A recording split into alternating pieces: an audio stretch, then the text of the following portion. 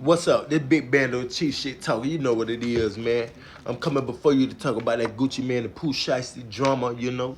That led Pooh Shiesty to sit behind bars after he came home on home confinement, man. And I really wish he would have thought about what he was, the action he was taking, and would have tried to do things a little differently because, you know, I like the Pooh Shiesty. I ain't gonna say like him as if he's gone, cause being away still ain't gone. You're not dead, but I liked what Pooh Shiesty represented.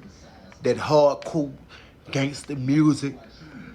Excuse me, from where he was from. You know, one thing I liked back in the day about music, man, it wasn't all this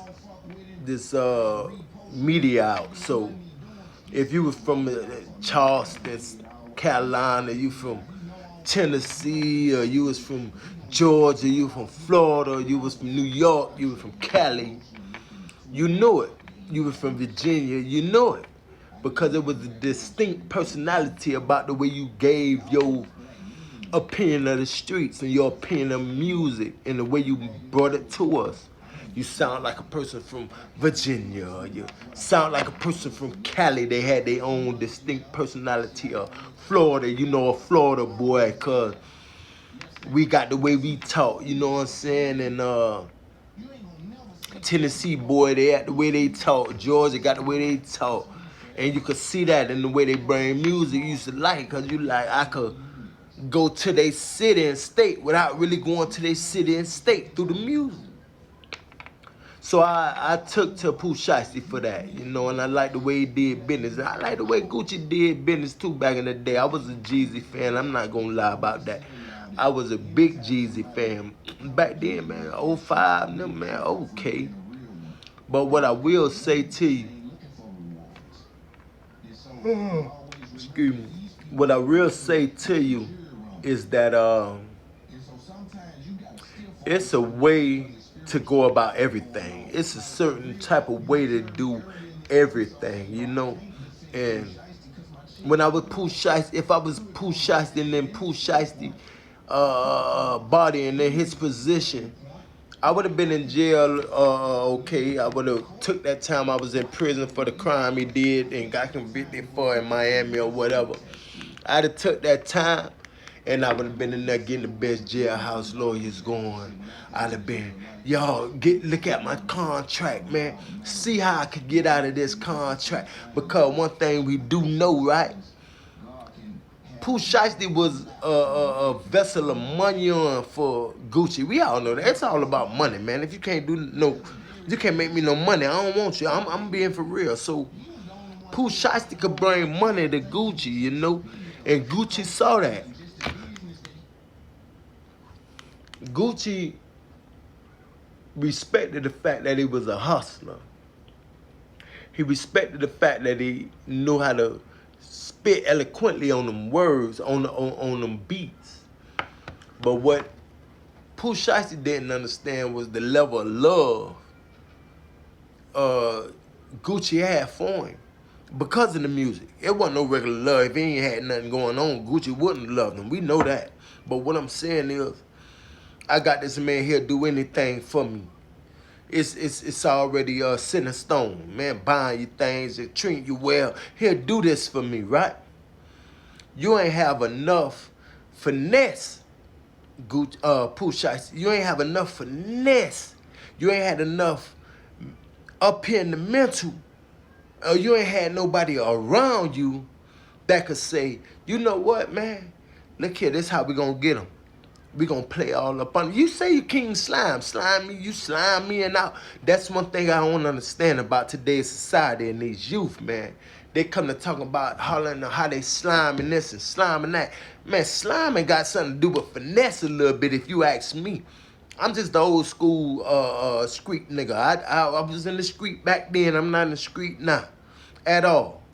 But I was in the streets back then, and I understood finesse back when I was in the streets. I understood how to get something I wanted out of you for nothing, or for return me. Pooh Shiesty was in the position to return himself as the investment of finesse. So let me get it to you like this. Gucci love him. Gucci do anything for him. It's cool. Guess what I'ma do? I'ma use you. I'ma allow you to feel like I love you. I'ma allow you to feel like I want nothing but you. I'ma do everything it take to keep this union going. I'ma vibe like that. Then I'ma allow you to buy me shit. I'ma play up under you. I'ma give you these 2-3 hot albums.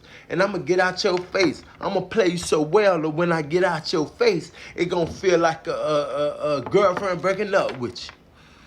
Cause goddamn, he did so much and he just, out of nowhere, he just out the way. Cool. I try to talk to some of the youth about that same, ideology, about that same way of doing things. Sometimes you gotta have more finesse than brute force.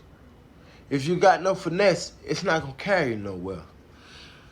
And Pooh Shiesty having a man uphold on Gucci to tell him to get him out the contract.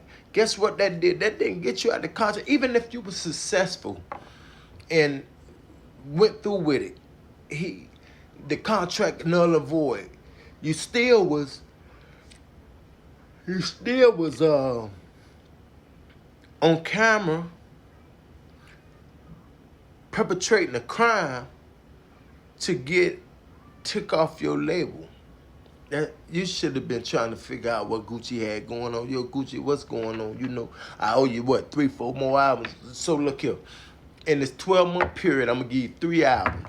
I'm gonna drop that off to you. And then change, I go clear scot-free. No pressure. I want my what they be working on, they want their masters. I want my masters, but I'm willing to talk to you and negotiate about that. It's nothing I want right now because I know I can't get them right now. But we'll talk about me getting my masters in the future. See you young man on this microwave lane, man, in microwave life, y'all think everything supposed to come fast, quick, and in a hurry. I understand you, but sometimes you just can't get things like that, man. You got to slow down, man. You got to work it. You can't guerrilla pimp. I remember back in the day, man, about 2007, 8, probably I had a shirt with gorilla pimping and it had the definition of it and all that, cause I had a way of doing things too back in the day, brute forcely and all, but I had to use my mental. I had finesse too, cause I wasn't a dummy. I had something in the toolbox upstairs. I ain't just had a toolbox and open it, it ain't nothing but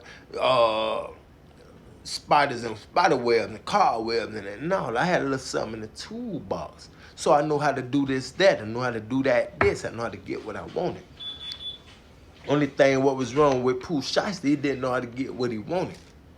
He used what he thought he had with brute force to get himself removed from a contract that now you sitting in jail, you're not removed from the contract, and plus the man who you don't like owning everything about you and still getting paid good money from you. I'm talking about great money. That was a total dumb move. Then you had your pops with you. And I believe he got to be the dumbest man, because I'm a man, and he got to be the dumbest man going, because my pops, I would like to think, wouldn't have let me do that foolishness. And if I was going somewhere with my son, he damn sure wouldn't have did it. You got to think before you act, man. You got to think. You got to stay motivated. You got to stay grounded, and you got to stay grinding. Because if not, you're going to lose sight of what's going on. And the God, he'll release himself and let the devil play a tricky game on you. And next thing you know, you wake up in solitary confinement and you don't know how. You lost everything that happened about you, no millions you could have made, more your family in turmoil, and for what? All because of 5 minutes you used to not think about your lifetime. Think about your lifetime, young man. Get that gorilla pimping and that microwave life up out you, man. Use your head for more than a hat rack. Put something in your toolbox, man. That big bando, the chief shit talker. You know what it is.